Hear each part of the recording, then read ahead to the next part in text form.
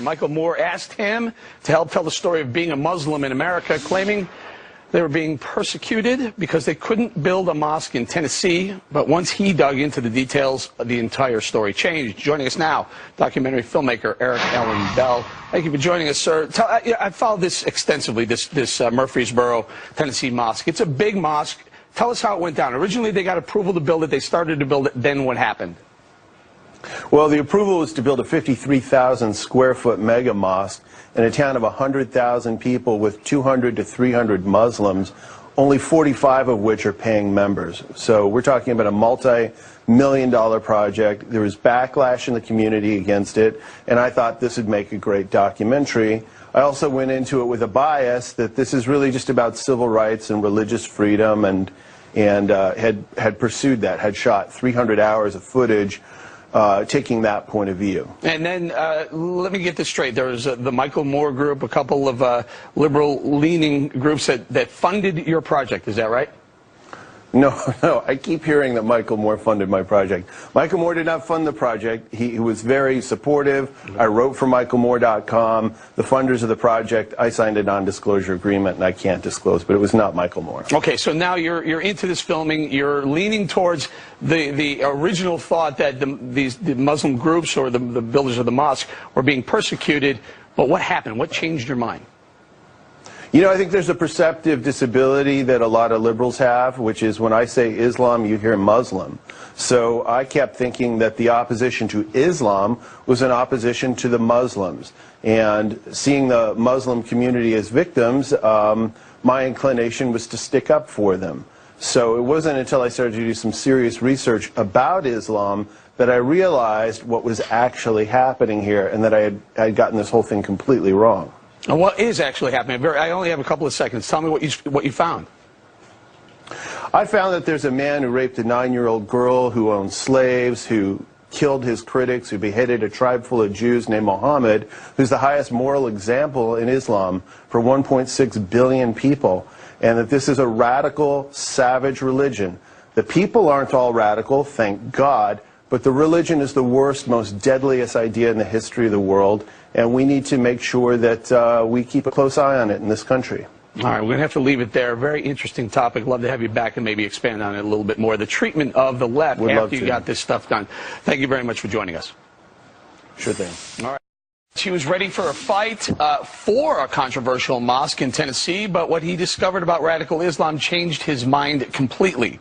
The documentary filmmaker with us this morning. He has stunning information. Eric Allen Bell. He's my guest again. So we had you yesterday because we wanted to continue that discussion we had. Tell us again. So you're making a film about the mosque in Tennessee that at one point was going forward, then it was halted, and you were against the halting. You wanted to see that mosque built, but when you got there, you started filming. What did you find?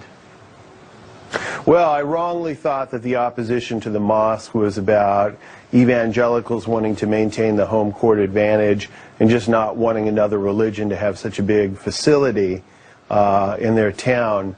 And I had shot 300 hours of footage with that point of view, that this is really about religious freedom. After I had time to spend in the editing room and see what I got, I started to read a book by Robert Spencer called The Truth About Muhammad. And I thought, there's just no way this can be true, because if this was true, everybody would know it. There's no way Islam is this radical. So I did my own fact-checking, and sure enough, there is no such thing as radical Islam. It doesn't exist. Islam is radical. Muslims, fortunately, in America, mostly not radical, but Islam is radical to the core. So I realized I'd made a mistake, and tried to correct that by writing a blog for Daily Kos. I'd written 109 articles for Daily Kos. It's a liberal blog. They get about 1 million visitors a day. And I wrote something just explaining to people some things they probably don't know about Islam, specifically its stance on women, gay rights, freedom of speech, freedom of religion, death for apostasy, death for being homosexual. And I was told I was right-wing and an Islamophobe for pointing these things out. All right, so we'll get to that liberal response, but first I want to talk to you about the mosque. Now, you pointed out that it's a substantial mosque. Did the community of Murfreesboro, Tennessee, need a mosque that size? Well, you know, you got 100,000 people in the community of Murfreesboro, Tennessee. An estimated 200 to 300 people are Muslim, all of whom attend the mosque, and 45 paying members of the mosque, building a 53,000 square foot facility. Do they need something that big? I would say, in my opinion, they're anticipating an influx of refugees. They have long-term plans. Do they presently need it for the size of their current membership? Clearly, no. Do you know where the money came from? Did you find out in your investigation and filming?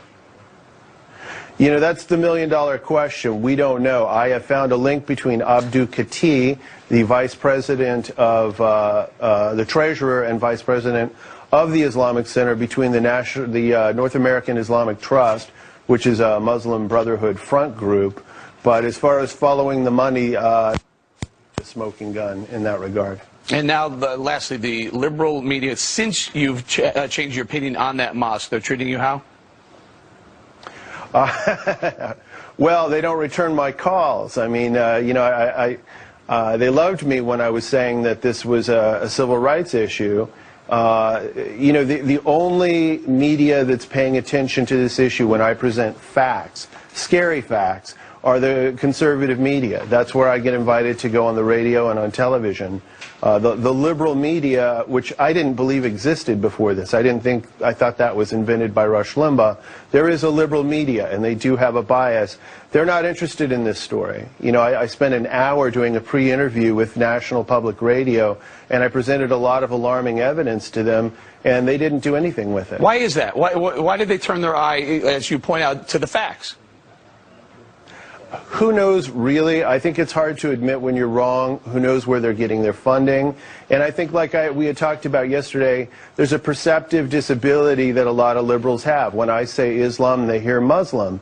So if I say I'm against Islam, what they heard is I'm against Muslims, which sounds like hate speech. And the last thing NPR wants to do is engage in what they perceive to be hate speech. All right, I'm going to leave it there. Eric Allen Bell, thank you very much for joining us. Thank you. All right, he was ready for a fight for a controversial mosque in Tennessee, but what he discovered about radical Islam changed his mind completely. Joining us now, former documentary filmmaker Eric Allen Bell. Good to have you back, sir. So we've gone through the Tennessee mosque. We've gone through the liberal treatment of you since your switch to against the mosque. Talk to me a little bit about the Muslim Brotherhood. How prevalent is the Muslim Brotherhood in that mosque and throughout America? Well, the estimates say that about 80% of the mosques in America have been radicalized in some way, receiving some kind of financing through Islamic theocracies which are hostile to America.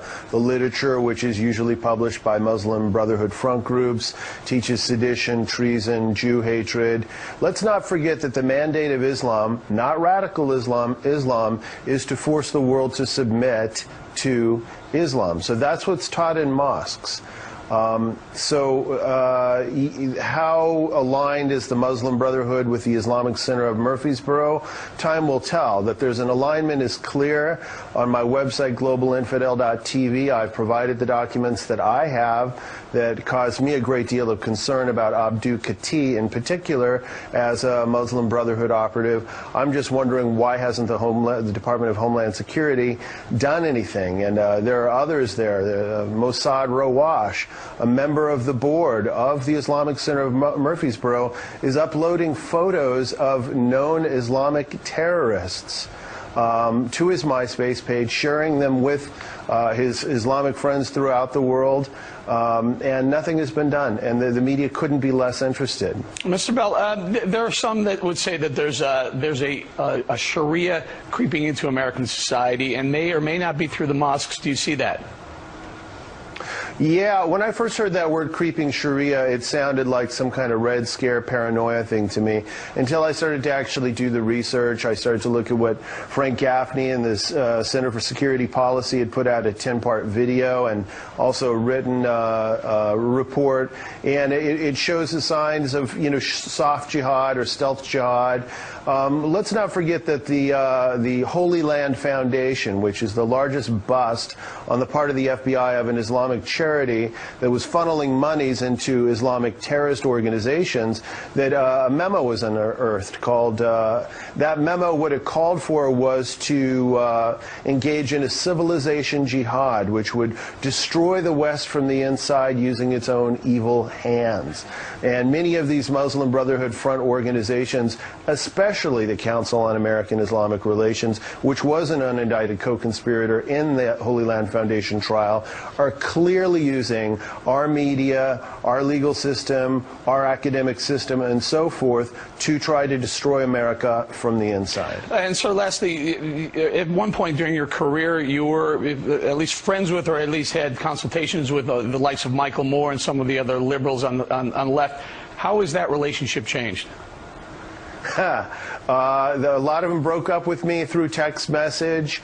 I have a few liberal friends that have their minds have changed, because when I discuss this issue, I stay on point with human rights. But for the most part, you know, I've received a lot of hostile emails, a lot of name calling, a lot of people assuming that, you know, I'm a hate monger. So I've lost my livelihood, I've lost my reputation, I lost my car, I lost my credit because of the movie. This has been a bumpy road. All of that said, on an instinctual level, I know that the direction I'm going is the right direction, and quite frankly, I just know too much now to turn back. All right, so we're going to have to leave it there. Eric Allen Bell, thank you very much. Thank you so much.